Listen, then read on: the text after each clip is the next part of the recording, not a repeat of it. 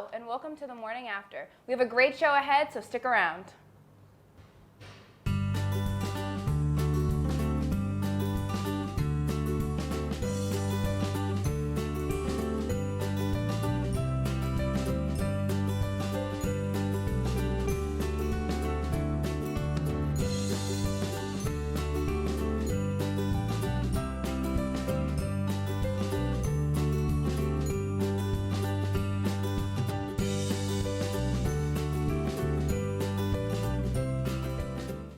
Good morning, I'm Steph here. And I'm Janessa. So how was your weekend? My weekend was pretty good. I got to go home and see my family, so That's good, yeah. A lot of people are going home this weekend as well because it's Parents' Weekend. Yes. Are you going home? No, No, I will be here. I feel like everyone I've talked to is like going home. Yeah, I think it's like a weekend, like, nothing's really going on, so everyone's just It's like a good like month in, like if people Yeah. or 2 months, whatever. But did you hear that Taylor Swift has donated $50,000 to one of her backup dancers? I did hear that, and that's crazy, That's insane. but it's so generous. I know. I was like, I wish more stars would do things like that. Yeah, me too. So let's get into why she did it. So the backup dancer, his name is Kim Toshi Davison. He has a 13-month-old nephew, and he has cancer, and she donated $50,000 on his GoFundMe page. And she wrote a little note, which is the cutest thing ever, and it's titled, "Help Baby Aiden Beat Cancer." And she wrote, "Baby Aiden, I'm so lucky enough to work with your uncle Toshi on tour. All of us are praying for you and your mama, sending you much love your way."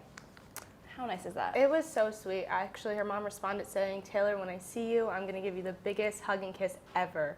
Because the original goal was only $20,000, and I guess Taylor Swift follows her backup dancers on social media, and she saw the post from his uncle, and she went and donated $50,000. Like, that's just going above and beyond to help him. I know, and I guess like the uncle too, like he didn't even like know. Yeah, like he didn't. he got off the plane and he just saw it, and it's like it's insane that they're so over their goal now. And I just checked this morning at like 9:20, quarter past, something like that, and they're at $55,530. That's so amazing. It's like so amazing to see how people can like come together and do something so great. Yeah. Because you hear all this bad stuff in the media and like so much selfish things, and then you see something like this and you're just like, I want to help someone out. Exactly, it's just awesome. And then like also with her like name, people, I think other people probably are donating now that they know this GoFundMe page. It's awesome. I think she's a great example. Like I said, other stars should really follow her. Like they have so much money to just throw away on coats and this and that. Like why not take something and help save someone's life? Exactly. It's like something beautiful. Couldn't agree more. And also talking about coming together, photos have gone viral of this dad and stepdad walking their daughter down the aisle. I honestly, I'm from a family that's separated, so that is like, it touched my heart because I have a dad and I have a stepdad, and they both mean so much, and they like really added to who I am today. So when I saw that they like walked her down the aisle together, that's just something that every kid that's from a separated family like dreams about. Once, yeah. And she even wrote in an article, said in an article, 10 years ago this wouldn't have happened. No. Like she's like, my dad and stepdad wouldn't even talk to each other, and I guess her parents divorced when she was 6. Yeah. And her mom remarried when she was 11. Yeah. So like her stepdad's been in her life for like a long time. It is, no, definitely. He watched her grow up. Yeah, Like, exactly. you can't take that away from someone. Like, I think it's just so beautiful. I heard, like, from what I read, that the dad went up and he was starting to walk and then he went back. Like, she had no idea. The bride was, like, surprised. She said it was, like, one of the best moments of her life. He went back and grabbed the stepdad and was like, we raised her together. So they both went up. I thought it was just beautiful. And the pictures are just like so like heartwarming. Like they're emotional. I was looking, I was like, oh, that's so cute. And you can clearly see the stepdad had no idea like this was gonna happen. He's actually crying in one of the photos. Like, he got emotional. I was like, it meant a lot to him. And then I think I want to say, well, it was one of the dad with stepdad. I don't really remember, but the bride was saying that he's sick and like in a few years he won't even be able to walk. It was her stepdad. Yeah. It was her stepdad. Okay. So like that just added right on. Right. Because I know she said in the article that she had a little sister, so he might not be able to do that when the little sister's wedding comes in. Clearly, he's been in her life just as long, so it was great. I thought that was beautiful. Well, we're going to toss it over to entertainment with Kelly. Hi guys, it's Kelly Ledwith with your entertainment news. Demi Lovato is showing off that she is more confident than ever these days. On Friday, the former Disney star did a photo shoot with Vanity Fair where she had nothing on, not even makeup. The photo shoot was to help promote her new album, Confident, and called the shoot Spontaneous. Demi's raw photo shoot had very real meaning, no retouching. Demi says, there's one thing I've learned in the past day, it's that life is too short. I'm about to launch an album that finally represents who I truly am. Speaking of photogenic, Willow Smith is officially a model. The 14-year-old daughter of movie stars Will Smith and Jada Pinkett Smith has signed the Society Management, an NYC-based agency that also represents Kendall Jenner. Smith has been everywhere from radio to red carpet to the big screen, and now it's her time to strut it on the runway. Willow has already starred in the fall campaign for designer Marc Jacobs and has already fabulously posed for several magazine covers. She'll be able to get plenty of support and advice from her besties and fellow models, Kendall Jenner, Gigi and Bella Hadid. Willow's brother-in-law had just landed a spread with this month's Nylon magazine. There's clearly nothing the Pinkett-Smith family can't do. That's all for now. Back to the hosts. Thanks, Kelly. I loved Demi Lovato's photo shoot. I really did. It was pretty inspiring. Yeah, and she's been so public in the past recent years about her struggle, her drug addiction, everything. So the fact that she did this and there's no photo or touching, no nothing. It's just, let me just say, she looks amazing. Amazing. I was blown away. I was like, wow, she's really put the work in, and it just proves if you want to, you can make your body anything you want, basically. Exactly. And she's gone through rough patches, but I think she's a great role model.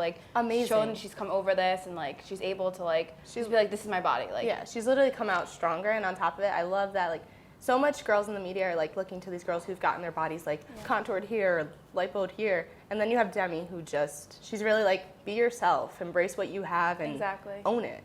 Yeah, they totally need more of Demi in the media. I agree. Her and Taylor Swift together. They need more. That would be a great combination. I love it. Switching topics, but did you see the Facebook post about the bride that billed her guests for not showing up? Honestly, that baffled me. I was like, why would you do that? Yeah. Especially because after you look into the story, you realize the woman who got billed is her cousin, so it's someone in your family. Christmas is going to be an awkward time. I hope they don't go to the same house for that day. Oh my gosh. But how do you bill your cousin, and on top of it, apparently the cousin's my kid was sick at the last minute, what was I supposed to do? Exactly, yeah. And she got the bill, and there was a note on the bill, and it said, reimbursement and explanation for no-show. Card, call, or text would be appreciated. So, and she was also billed $75. So in retrospect, it could have been, that $75 could have been used for a babysitter. Yeah. You know? Mm-hmm. But still, the fact that you billed your cousin for missing a wedding, And the woman was like, I had no shows at my wedding, and I didn't charge anyone. Yeah. But I guess everyone's different at that point. I mean, I'm not going to lie. I kind of like that the bride was sassy, because clearly she was affected by it. She was like, I'm going to let my cousin know that I did not like this. I mean, it's a very bold move. Oh, yeah. Good on her part. But I don't think I mean, you have to kind of expect that you're not going to have people at your, some people that responded and then aren't going to come. Life happens once in a while, and sometimes you can't get there when you're supposed to. I know this personally. Sometimes you're late, or you just can't show up. It's hard. Would you do that? I don't know. I think you have to work it in your budget. I know nothing about planning weddings. I understand that they can get really expensive.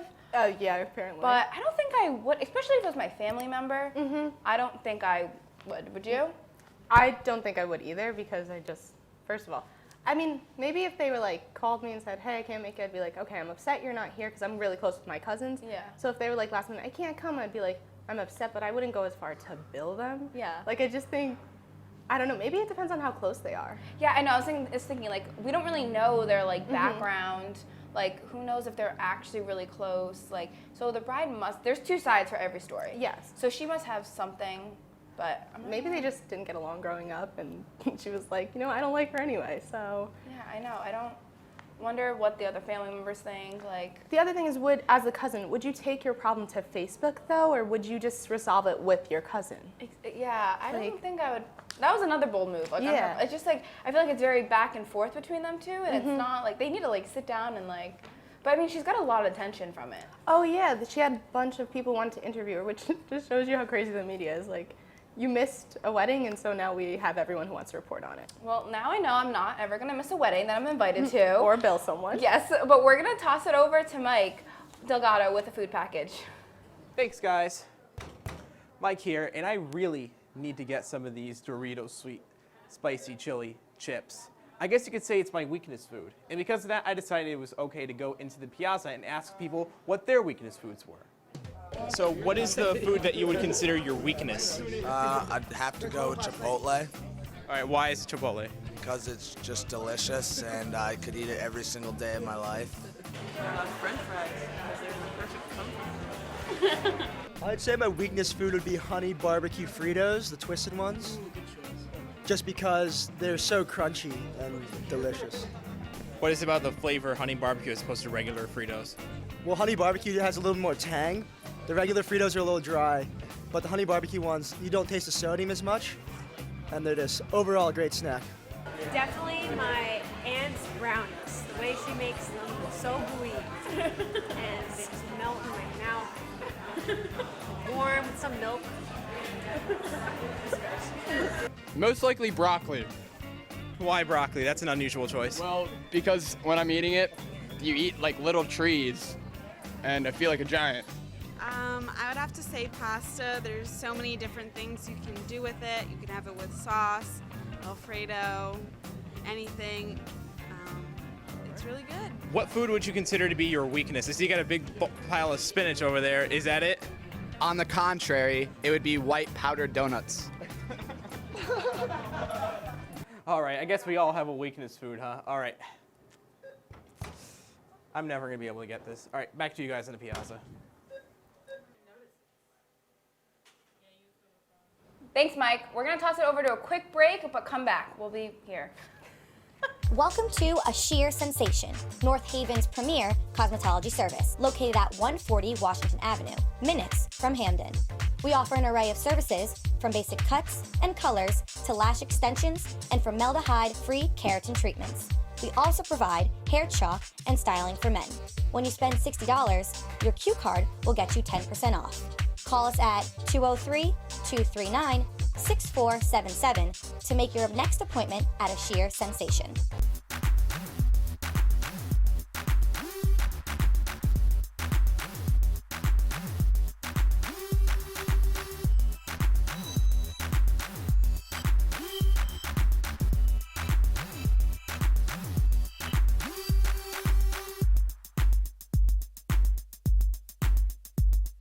We are your source for entertainment news.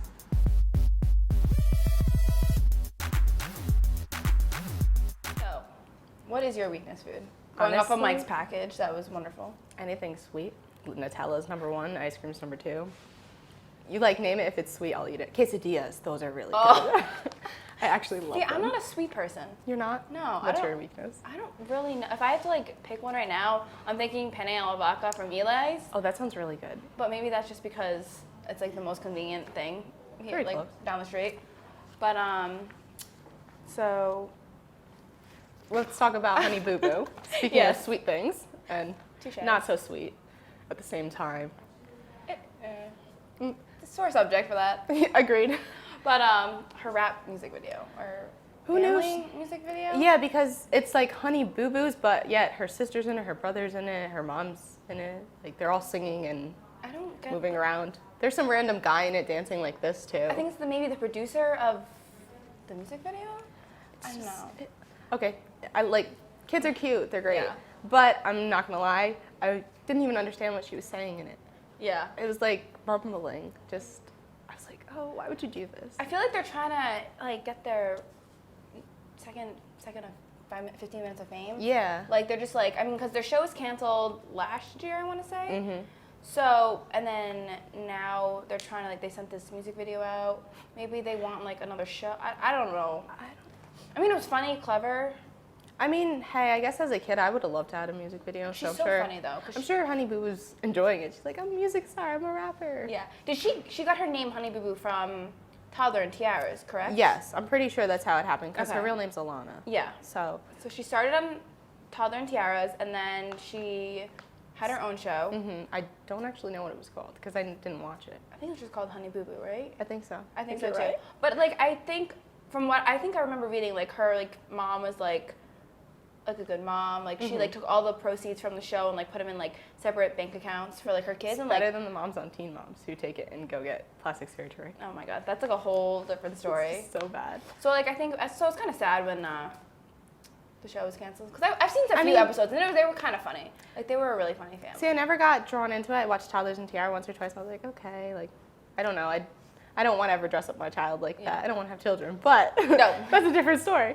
But if I did, I don't know if I would dress them up like that. But, I mean, she is a good mom for putting the money away and not using it on herself, because you can't say that all parents would do that. Yeah. So in that sense, yeah, she's setting her kids up for a good future, which a lot of parents don't do. No, exactly. So, but at the same time, she's also very, like, lenient with her kids. Yeah, Because I caught a few moments of her show, and just, they say they do what they want, it looks like. She has, is it 2 other daughters besides?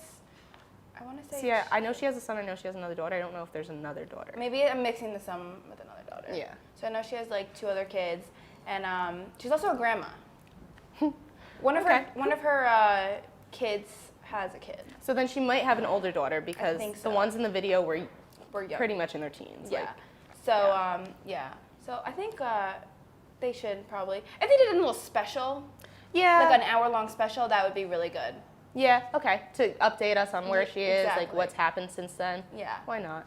All right, we're gonna toss it over to Gabbi, who has some fall fashion for us. Thanks, guys. I'm Gabbi Riggi, and I'm going to bring you some of my fashion favorites for fall. First, I'm going to start out with a military jacket. Unisex clothes have been really big so far going into this fall.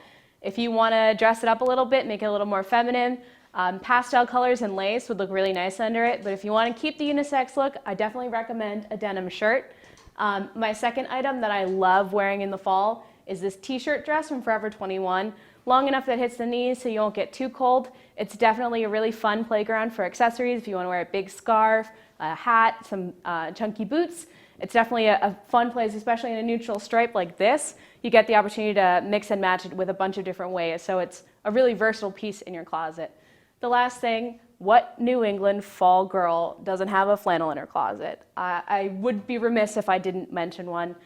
If you want to keep the preppier look, a pair of riding boots, chunky vest to keep you warm. If you want to make it a little grunge, tie it around your waist or wear a band tee with it. One thing I've been wearing all the time have been these booties. I love the little tassel to keep the boho look from this summer. They're definitely super comfortable, add a nice little bit of height if you're on the shorter side. Go with anything, dress them up with a nice dress like this t-shirt dress. You can dress them down with a pair of jeans. Definitely your go-to. Accessories, there's been a little bit of a change in the trends nowadays. We've gone away from those big bauble necklaces, a lot of plain colors, now going in for things with a lot of little detail.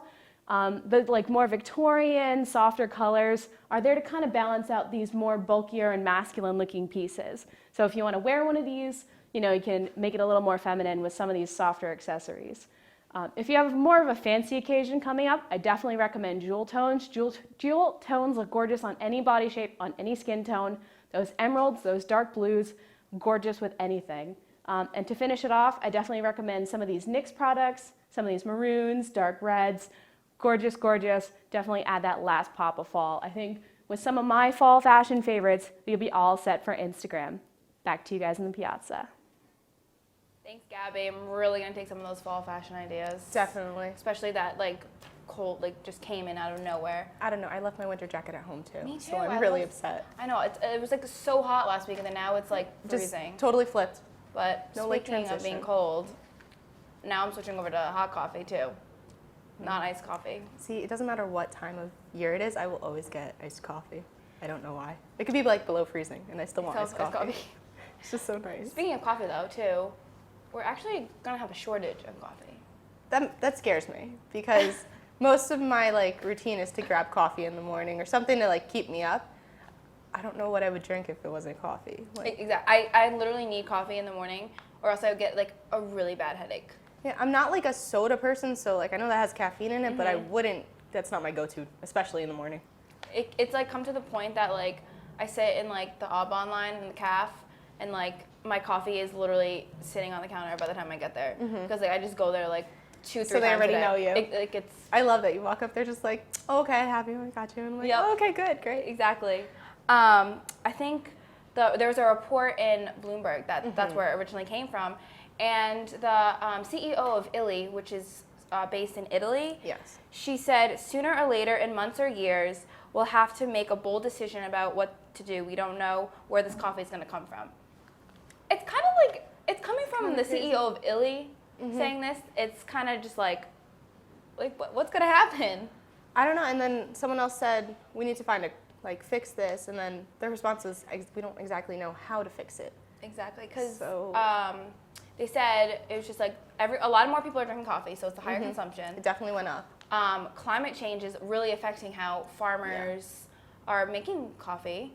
And also the decreasing price of coffee is kind of just like having, like, farmers are just like, all right, I'm getting out of this. Like, yeah, because they're not making profit. So. Exactly. I mean, I don't blame them, but at the same time, we need coffee. I know. I mean, like, who are you going to tell college kids that there's going to be no coffee? I'm a college student. It gets me through the day. Exactly. I know. And within the next 10 years, we'll need 40 to 50 million more bags of coffee. It's just million. I hope they figure something out because it's so essential. Like, it's not. It's like going off of like college kids. You have people who work every day too. Like, think about New York City. How many people get coffee? There's Dunkin' Donuts on every single corner. How could they not have coffee anymore? Like in 10 years from now. I need at least 2 cups of coffee to like be a functioning human. Don't worry, I get it. And then 3 is actually when it kind of like I get hyper off of. But like I need 2 to like wake up. That's it. But see, we should be able to have that amount of coffee. So I really hope they figure something out. They have a little bit of time. So I know. Well, Carrie went around and played Heads Up, our favorite game, with some QU students. Let's see how it went. Thanks, guys. Carrie here. Today we're going to go on the hunt for the Heads Up champ. Let's see who's good at it.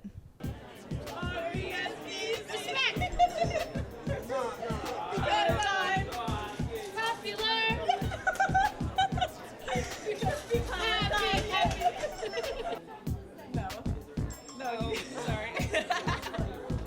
No, up.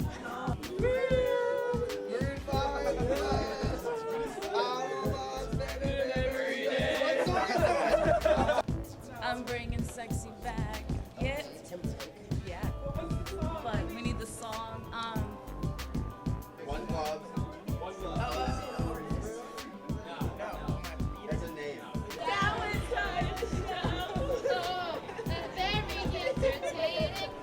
Take them out.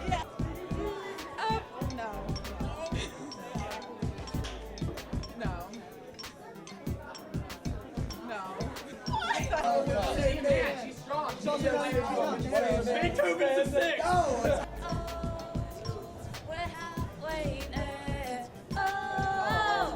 Living on a prayer, Bon Jovi. I'm so Nancy. Go. Well, it looks like it was a close call for some, and others could use a little bit more help. But back to you guys. Thanks. Another quick break, but stay tuned.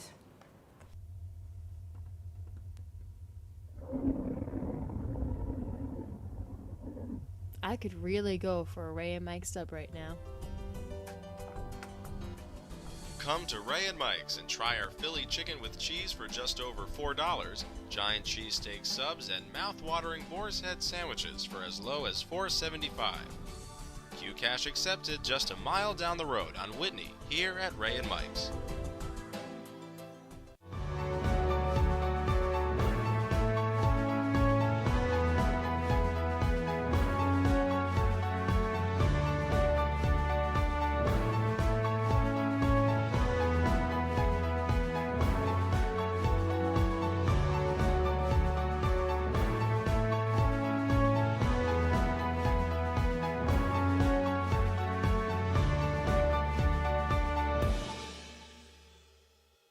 We have a movie review on The Martian from Mike Brennan. Hey.